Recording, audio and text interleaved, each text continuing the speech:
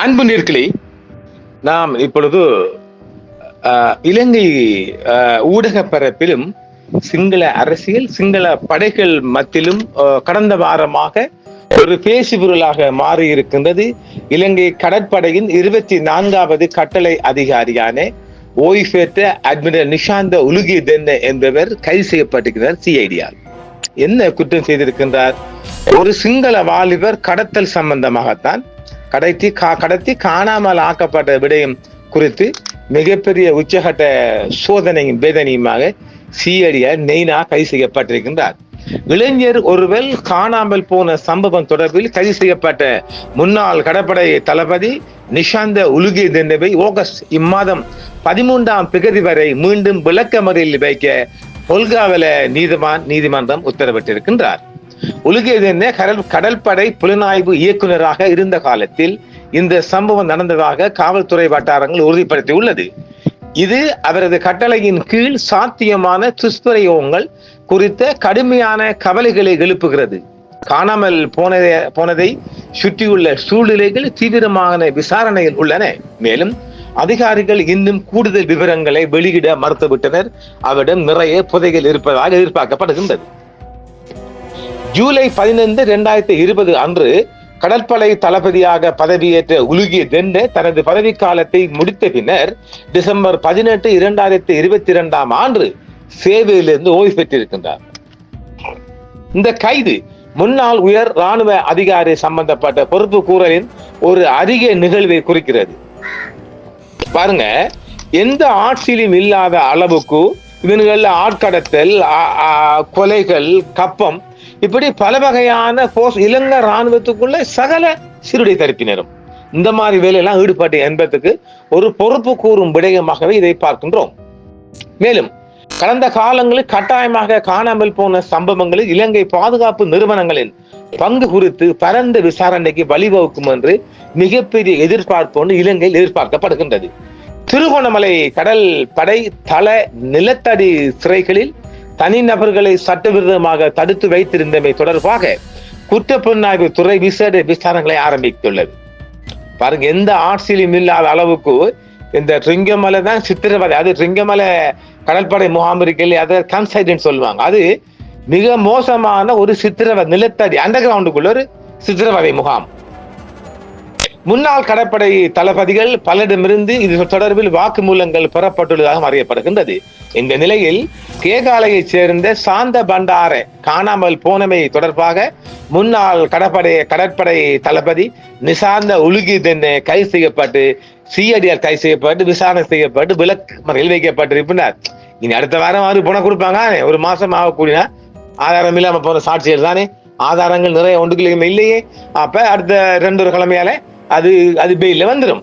தொடர்ந்து மேற்கொண்ட விசாரணைகளில் திருகோணமலை கடற்படை தளத்தின் நிலத்தடி அண்டர் கிரவுண்ட் அறைகள் தொடர்பில் உலுகேதென்ன சில முக்கியமான விடயங்களை வாக்குமூலமாக வழங்கியிருக்கின்றார். இதில் ஒரு விடயம் என்னென்றால், இந்த கடற்படை முகாமில் தான் ஜேடிபியின் தலைவரும் அடைத்து வைக்கப்பட்டு ரோகண விஜயவீரவும் அடைத்து வைக்கப்பட்டு சித்திரவதை செய்யப்பட்டிருந்தார் என்பதும் உங்களுக்கான மேலதிக தகவலாக நாங்கள் தருகின்றோம். கடற்படை புலனாய்வு இயக்குநராக அவர் பணியாற்றிய காலத்தில் திருகோணமலை கடற்படை முகாமில் டன்சன் மற்றும் கன்சைட் ஆகிய நிலத்தடி சிறைச்சாலைகளில் தனிநபர்கள் சட்டவிரோதமாக தடுத்து வைக்கப்பட்டிருப்பது குறித்து அப்போதைய கடற்படை தளபதிகள் அறிந்தனர் என்பது விசாரணைகளில் தெரிய வருகின்றது. இஷ்டப்படி ஒன்று கடத்தி வச்சாலும் அந்த பெரிய பெரிய நேவி கடற்படை அதிகாரிகளுக்கு எல்லாம் தெரிஞ்ச விடயம் தான், அங்கொண்டு மறந்து செய்யல. இதன்படி நிஷாந்த உலுகேதென்ன அளித்த அறிக்கைகளின்படி அட்மிரல் சோமதிலக்க திசநாயக்க மற்றும் அட்மிரல் திஷர சமர்சிங்க ஆகியோர் அப்போதைய கடற்படை தளபதிகளாக பணியாற்றியிருந்தனர். மேலும் முன்னாள் கடற்படை தளபதி ஜெயநாத் கொலம்பகே ரியர் அட்மிரலாகவும் அந்த காலகட்டத்தில் திருவண்ணாமலை கடற்படை முகாமின் கிழக்கு தளபதியாகவும் பணியாற்றியதாகவும் அவர் கூறியுள்ளார். இதற்கமைய திருகோணமலையில் உள்ள கடற்படை மற்றும் கடல்சார் கல்வி நிறுவனத்தின் வளாகத்தில் அமைந்துள்ள நிலத்தடி சிறைச்சாலைகளை ஆய்வு செய்ய அப்போதைய கடற்படை தளபதியாக இருந்த அட்மிரல் சோமதிலக திசநாயக்காவிடம் அனுமதி பெறப்பட்டதும் தெரிய வந்துள்ளது. மேலும் உலுகேதென்ன கடற்படை புலனாய்வு இயக்குநராக இருந்த காலத்தில் DP பிரேமரெட்ன துணை புலனாய்வு இயக்குநராக பணியாற்றியதாகவும் மேலும் பிரசன்ன ஹேவகே சிறப்பு கப்பல் படைப்பிரிவின் கட்டளை அதிகாரியாக பணியாற்றியுள்ளார் என்றும் அவளது வாய்மூல அறிக்கையில் சொல்லப்பட்டிருக்கின்றது. இதன்படி சாந்த பண்டார என்ற நபரின் காணாமல் போனது தொடர்பாக நிஷாந்த ஒலுகேதென்ன வழங்கிய தகவலின் அடிப்படையில் குற்ற புலனாய்வு துறை தனது எதிர்கால விசாரணைகளை மேலும் விரிவுபடுத்த திட்டமிட்டுள்ளது. அதாவது இதற்கு பின்னால் உள்ள பலர் நேவிகாரங்களை விசாரணைக்கு உட்படுத்தப்பட்டு ஒரு துரித விசாரணைக்கு வரப்போகின்றார்கள் வரவுள்ளது. மேலும் முன்னாள் கடற்படை தளபதிகள் மற்றும் அதன் கீழ் குறிப்பிடப்பட்டுள்ள பிற மூத்த அதிகாரிடமிருந்தும் வாக்குமூலங்கள் எடுக்கப்பட உள்ளதாக அறியப்படுகின்றது. குறிப்பாக திருவண்ணாமலை கடற்படை தளத்தில் உள்ள தஞ்சன் மற்றும் கன்சைட் நிலத்தடி சிறைச்சாலைகளில் தனிநபர்கள் சட்டவிரோதமாக தடுத்து வைக்கப்பட்டு காணாமல் போனது தொடர்பான விசாரணைகள் தொடர்ந்து நடைபெற்று வருகின்றன. முன்னாள் கடற்படை தளபதி நிசாந்த உலுகேதென்ன கைது செய்யப்பட்டதற்கான காரணம் விடுதலை புலிகள் அமைப்பை சேர்ந்த ஒருவர் வழங்கிய ஆதாரங்களின் அடிப்படையில் என்பது தெளிவாக உறுதிப்படுத்தப்பட்டுள்ளதாக முன்னாள் நாடாளுமன்ற உறுப்பினர் உதய கம்மன்பிலே தெரிவித்துள்ளார். அவன்னா நேவிக்காரங்களை யாரையும் கைது செஞ்சா இந்த உதய கம்மன்பிலே என்பவர் என்ன தூக்கி போடுற புலிகள் சொல்லி தான் பிடித்தாங்க. இது புலிக்கும் பூனைக்கும் சம்பந்தம் இல்லை. இது எல்லாமே சிங்கள வாலிபரை கடத்தி சம்பந்தமான ஒரு குற்றச்சாட்டு தான். அதனால் தான் அவர் பேசவில்லை. நீதிமன்றத்தின் முன் முடிவு செய்யப்பட்ட ஒரு விடயத்தில் பகிரங்கமாக கருத்து செய்ய முடியாது என்றும் தெரிவித்துள்ளார். அது உண்மைதான். ஆனால் குற்றச்சாட்டுகள் பதிவு செய்யப்பட்டு விசாரணை தொடங்கிய பின்னரே ஒரு விடயம் நீதிமன்றத்தால் முடிவு செய்யப்பட்ட விடயமாக மாறும் என்றும் தெரிவிக்கின்றார். இந்த வழக்கில் இன்னும் குற்றச்சாட்டுகள் பதிவு செய்யப்படவில்லை. நீதிமன்றத்தின் மேற்பார்வையில் நீதிமன்றத்தின் உதவியுடன் ஒரு போலீஸ் விசாரணை மட்டுமே இன்னும் நடந்து வருகிறது. கடற்படை புலனாய்வு அதிகாரியான லெப்டினன்ட் கமாண்டர் கிருஷன் பெலகதர 2017 ஆண்டு மனித கடத்தில் ஈடுபட்டதாக கண்டறியப்பட்ட போது ராணுவ நீதிமன்றத்தால் அவர் பதவி நீக்கம் செய்யப்பட்டார். இவர்கள் மேல அதாவது ஒவ்வொரு காக்கி சட்டக்காரன் யூனிஃபார்ம் மேல ஒவ்வொரு குற்றச்சாட்டு இருக்குதான். அதே சரியான முறையில் அரசாங்கம் கையாளுறல்ல. ஏனெனில் சிங்கள படைகள் மீது சிங்கள அரசாங்கம் ஒருபோது நடவடிக்கை எடுக்கிறல்ல. இது எப்படியோ தட்டு தவறி ஒரு சிங்கள வாலிபன்றதுக்காக இந்த விஷயம் வந்துட்டு அவர் இலங்கையில் இருந்து ஆஸ்திரேலியாவுக்கு தப்பி சென்று விடுதலை புலிகளுக்கு பொய்யான ஆதாரங்களை உருவாக்கினார் என்று சொல்லப்படுகிறார். கமாண்டர் கிருஷன் பெலகதர மீது இவர் கம்மன் பெல சொல்கின்றார். அவரது முக்கிய இலக்கு திருவண்ணாமலையில் அப்போதைய கடற்படை புலனாய்வு தலைவராக இருந்த கமாண்டர் சுமித் ரணசிங்க ஆவார். அவர் இந்த மனித கடத்தலை அம்பலப்படுத்தினார். ஜூலை 26, 2010 அன்று போலீஸ் காவல் இருந்து தப்பிய பாதாள உலக தலைவரான சாந்த சமர திருவண்ணாமலையில் உள்ள கன்சைட் என்ற கடற்படை தடுப்பு முகாமில் இருந்தார் என்பது லெப்டினன்ட் கமாண்டர் பெலகதர மற்றும் சிஐடியின் கூட்டு உருவாக்கமாகும் என்று ஒரு குற்றம் சுமத்துகின்றார் உதய கம்மன்பில. அதெல்லாம் பொய், எல்லாம் உண்மையா நடக்கிற சம்பவம் தான் சிஐடி இன்கொயரி எடுக்குது. ஜூலை 25, 2010 அன்று சாந்த சமர காவல்துறையினரால் கைது செய்யப்பட்டார். அந்த இரவு அவருக்கு உடல்நல குறைவு அறிகுறிகள் இருந்ததால் மருத்துவமனையில் அனுமதிக்கப்பட்டிருந்தார். ஜூலை 26, 2010 அன்று காலை அளவ மருத்துவமனையில் சிகிச்சை பெற்று வந்த நிலையில் அவர் மருத்துவமனையில் இருந்து தப்பிச் சென்றார். இது எப்படி இருக்குது? தப்ப விட்டாங்க. கன்சைட் முகாமில் பாதாள உலக தலைவர் தங்களுடன் இருந்ததாக விடுதலை புலிகள் அமைப்புக்கு வழங்கிய ஆதாரங்களின் அடிப்படையில் முன்னாள் கடற்படை தளபதி நிசாந்த உலுகேதென்ன மற்றும் முன்னாள் கடற்படை புலனாய்வு இயக்குனர் சுமிந்த ரணசிங்க ஆகியோர் உள்ளிட்ட கடற்படை போர் வீரர்கள் குழு கைது செய்தது. இதற்காக இவர்கள் மிகவும் வித்தியாசமான கதை உருவாக்குகிறார்கள் என்றும் 2028 ஆண்டு கைது செய்யப்பட்டு புனர்வாழ்வளிக்கப்பட்ட விடுதலை புலி உறுப்பினர் BM விஜயகாந்தனை கடற்படையில் புலனாய்வு அதிகாரியாக சேர்க்க பெலகதர செயல்பட்டு வந்தார் என்றும் ஒரு குற்றம் சொல்றார். என்ன திருகுசால கதை எனக்கு தெரியல. இந்நிலையில் கேகாலையை சேர்ந்த சாந்த பண்டார காணாமல் போனமை தொடர்பாக முன்னாள் கடற்படை தளபதி நிஷாந்த ஒலுகேதென்ன கைது செய்யப்பட்டு விளக்கமறையில் வைக்கப்பட்டுள்ளார். தொடர்ந்து மேற்கொண்ட விசாரணைகளில் திருவண்ணாமலை கடற்படை நிலத்தடி தளத்தின் நிலத்தடி அறைகள் தொடர்பில் உலுகேதென்ன சில வாக்குமூலங்களை வழங்கியுள்ளதாக கூறப்படுகிறது. கடற்படை புலனாய்வு இயக்குநராக அவர் பணியாற்றிய காலத்தில் திருவண்ணாமலை கடற்படை முகாமில் உள்ள கன்சன் மற்றும் கன்சைட் ஆகிய நிலத்தடி சிறைச்சாலைகளில் தனிநபர்கள் சட்டவிரோதமாக தடுத்து வைக்கப்பட்டிருப்பது குறித்து அப்போதைய கடற்படை தளபதிகள் அறிந்திருந்தனர் என்பது விசாரணைகளிலிருந்து தெரிய வந்துள்ளது. இதன்படி நிஷாந்த உலுக்கிதென்ன அளித்த அறிக்கைகளின்படி அட்மிரல் சோமதிலக்க திஸ்ஸநாயக்க மற்றும் அட்மிரல் சிசர ஷமரசிங்க ஆகியோர் அப்போதைய கடற்படை தளபதிகளாக பணியாற்றியுள்ளது என்றும் தெரிவிக்கப்படுகின்றது. மேலும் முன்னாள் கடற்படை தளபதி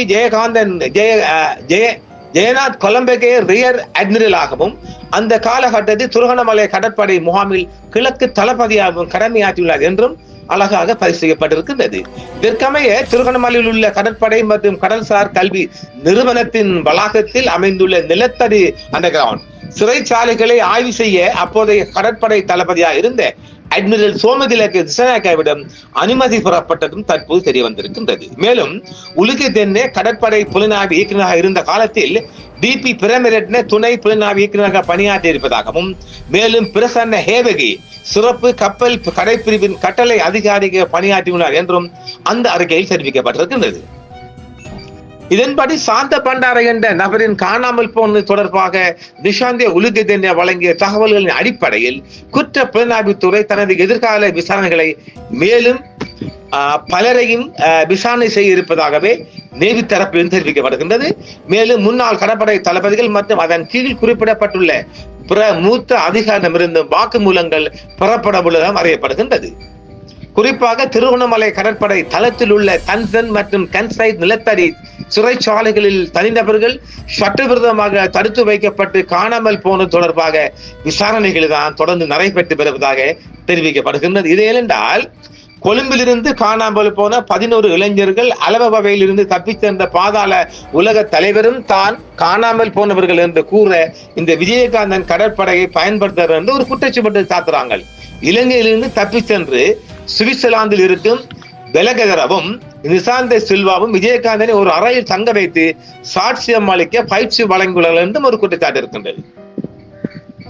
கடற்படைக்கு எதிராக பொய்யான சாட்சியங்களை வழங்க விஜயகாந்தன் விருப்பமில்லை என்று தெரிவித்த போது பெலகதர விஜயகாந்தனை தனது சேவை வேலையில் இருந்து நீக்குவதாக மிரட்டுகிறாராம். அதன்படி விஜயகாந்தன் சிஐடிக்கு செல்லும் போது அவர்கள் சிங்களத்தில் எழுதப்பட்ட ஒரு அறிக்கையை கொடுத்து அதில் கையெழுத்திட சொல்லுகிறார்களாம். அவருக்கு சிங்களம் படிக்கவோ எழுதவோ தெரியாது என்றும், ஆனால் அவர் தனது வேலையை காப்பாற்றிக் கொள்ள அதில் கையெழுத்திடுகிறார் என்றும் விஜயகாந்தன் மேல ஒரு குற்றச்சாட்டை பகிரங்கமாக முன்வைக்கின்றார். அவர் ஒரு விடுதலை புலி அமைப்பினராக இருந்தாலும் தான் பணிபுரியும் கடற்படைக்கு எதிராக பொய்யான சாட்சிகளை அளித்திருப்பது விஜயகாந்தனின் மனசாட்சியை கவலை செய்வதாக சொல்லுகின்றார். சிரிப்பாகவும் இருக்கு, வேடிக்கையாகவும் இருக்கு. எனவே விஜயகாந்தன் வந்து உண்மைகளில் என்ன நடந்தது என்பதை என்னிடம் கூறினாராம். அவருடைய கூறி பாரதங்கள்லாம் விஜயகாந்தன் சொல்லிப்பட்டுதான் போறாங்க எல்லாமா, அதையும் பார்த்துக் கொள்ளுங்க. விஜயகாந்தனின் அறிக்கையின் காரணமாகவே விடுதலை புலிகளுக்கு எதிரான போரின் போது கடற்படைக்கு தலைமை தாங்கிய அட்மிரல் வசந்த கருணாகொட தொடங்கி ஏராளமான போர் வீரர்கள் கொல்லப்படுவது நிறுத்த முடிந்ததாம். அதாவது திருகோணமலை மாவட்டத்தில் புலிகளின் புலனாய்வு தலைவர் பாரதி என்ற செல்வத்தம்பி மகந்தினை தேட சிஐடி சென்றது. அவர் கன்சைட் முகாமிலும் புனர்வாழ்வு பெற்றார். மறுவாழ்வும் பெற்று புனர்வாழ்வும் பெற்றாராம். முகாமில் இருந்த காலத்தில் 11 இளைஞர்களும் கேகாலையை சேர்ந்த சாந்தாவும் தன்னுடன் இருந்ததாக பாரதி போலீசாரிடம் வாக்குமூலம் அளிக்க தயாராயிருப்பதாகவும் தெரிவிக்கப்படுகிறது. திருகோணமலை கடற்படை நிலத்தடி சிறைகளில் தனிநபர்களை சட்டவிரோதமாக தடுத்து வைத்திருந்தமை தொடர்பாக சிஐடி தனது விசேட விசாரணைகளை ஆரம்பித்துள்ளது.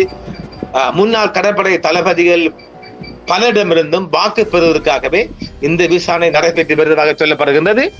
இதுக்கு நாம் அடுத்த பார்ட் 2வில் தரப்போகின்றோம். திருவண்ணாமலையில் 9 தமிழ் இளைஞர்களும் மாணவர்களும் 2 முஸ்லிம் மாணவர்களும் கடத்தப்பட்டது குறித்து ஜெனீவா அரங்கு வரையும் போயிருக்கின்றது. ஆனால் அதற்கு இன்னும் முடிவு காணப்படவில்லை. அது குறித்து நாம் பார்ட் 2வில் பார்ப்போம். நன்றி நேயர்களே. என்றும் உங்களுடன் சன்ரைஸ் இந்தியா டிவி சப்ஸ்கிரைப் பண்ணுங்கள், பெல் பட்டனையும் கிளிக் செய்யுங்கள். உங்கள் ஆதரவே எங்கள் சேவை. ஆதரவு தாருங்கள், அரவணைப்போம். மறக்காம சர்ப்ரைஸ் பண்ணுங்க. Thank you.